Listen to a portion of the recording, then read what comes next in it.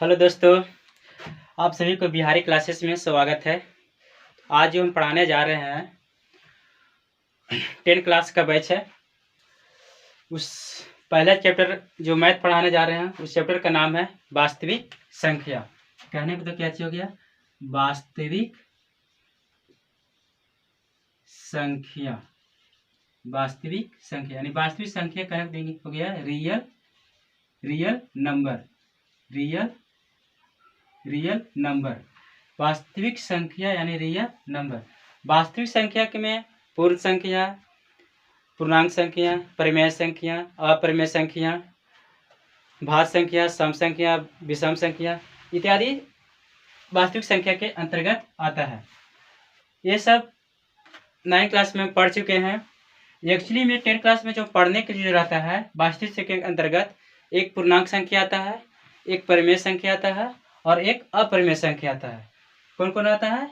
एक पूर्णांक संख्या आता है, पूर्णांक संख्या आता है और दूसरा आता है क्या चीज?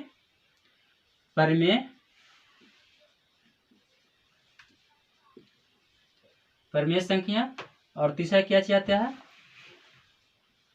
अपरिमेय संख्या। अपरिमेय संख्या। पूर्णांक संख्या कहने मतलब कि इंटीजर। परिमेय संख्या कहने मतलब रेशनल नंबर। अपरिमेय संख्या होते हैं इनरेशनल नंबर। इसको शॉर्टकट में हम देख लेते हैं। पूर्णांक संख्या वैसी संख्या जो प्राकृतिक संख्या के पहले अगर 0 लगा दिया जाए, वैसी संख्या कहना मतलब वैसी संख्या अगर 0 से 1, 2, 3, 4, 5 इंडेफिनिट तक अगर यदि जो जाते हैं और 0 से -1, -2, -3, -4 इत्यादि इंडेफिनिट तक अगर आते हैं तो ये सारी टोटल संख्या क्या चीज कहलाता है?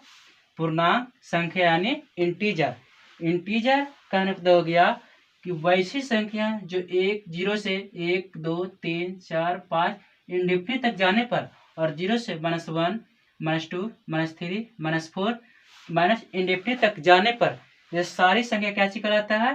पूर्णांक संख्या यानी इंटीजर। दूसरा आता है परिमेय संख्या। परिमेय संख्या यानी कहने को रेशनल नंबर। परिमेय संख्या वैसी संख्या जो P/Q के रूप में हम लिख सकते हैं। किस रूप में लिख सकते हैं? P/Q के रूप में हो सकता है। और P और PQ के रूप में जो हम लिख सकते हैं वो संख्या या तो धनात्मक हो सकता है या तो ऋणात्मक हो सकता है। दोनों में से कोई भी हो सकता है। या तो माइनस में भी हो सकता है, -P/Q के रूप में, या तो प्लस में P/Q के रूप में हो सकता है। यदि यह एक चीज ध्यान में रखना है, जो P और Q जो रहेगा वो 0 के बराबर नहीं रहेगा। यानी कहने का हो गया P जो Q है =not 0। यानी परिमेय संख्या हमेशा 0 के बराबर नहीं होता है। 0 के बराबर नहीं होता है। तो परिमेय संख्या किसे कहते हैं? जो संख्या P/Q के रूप में लिखा जा सकता है। या तो धनात्मक में भी हो सकता है और ऋणात्मक में हो सकता है। और एक चीज और ध्यान में रखना है, और जो P और Q जो लिखना है वो हमेशा क्या चीज है? 0 के बराबर नहीं लिखा जाता है। 0 के बराबर लिखा नहीं जाता है। अपरिमेय संख्या इन रेशनल नंबर। अपरिमेय संख्या इन रेशनल नंबर कहने को हो गया जो P/Q के रूप में हम नहीं लिख सकते हैं। जैसे कहने को हो गया कि अगर हम √2 अगर रखते हैं तो √2 एक अपरिमेय संख्या है, √5 अपरिमेय संख्या है, √7 अपरिमेय संख्या। यानी कहने को तो हो गया कि जो रूट में लिखा जाता है वो क्या चीज कहलाता है? अपरिमेय संख्या कहलाता है। अपरिमेय संख्या कहलाता है। इसी में आगे एक थ्योरम आता है, यूक्लिड विभाजन एल्गोरिथम। यूक्लिड विभाजन एल्गोरिथम। यूक्लिड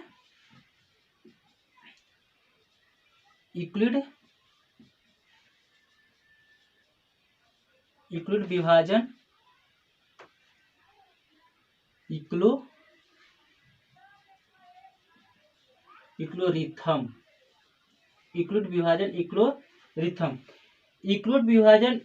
यूक्लिड विभाजन इक्विलिब्रियम में कहने को तो हो गया कि अगर यदि जो हम किसी भी संख्या को अगर 20 से अगर भाग दिया जाए तो शेषफल r प्राप्त हो तो वो विभाजन क्या कहलाता है? यूक्लिड विभाजन एल्गोरिथम संख्या। यूक्लिड विभाजन एल्गोरिथम संख्या वैसी संख्या जो संख्या अगर a से विभाजित किया जाए, a को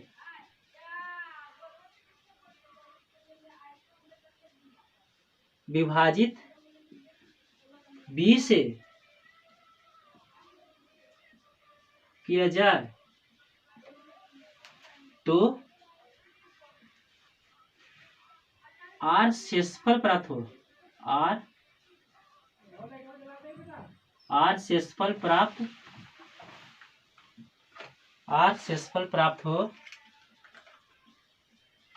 तो वह थ्योरम क्या कहलाता है? यूक्लिड विभाजन एल्गोरिथम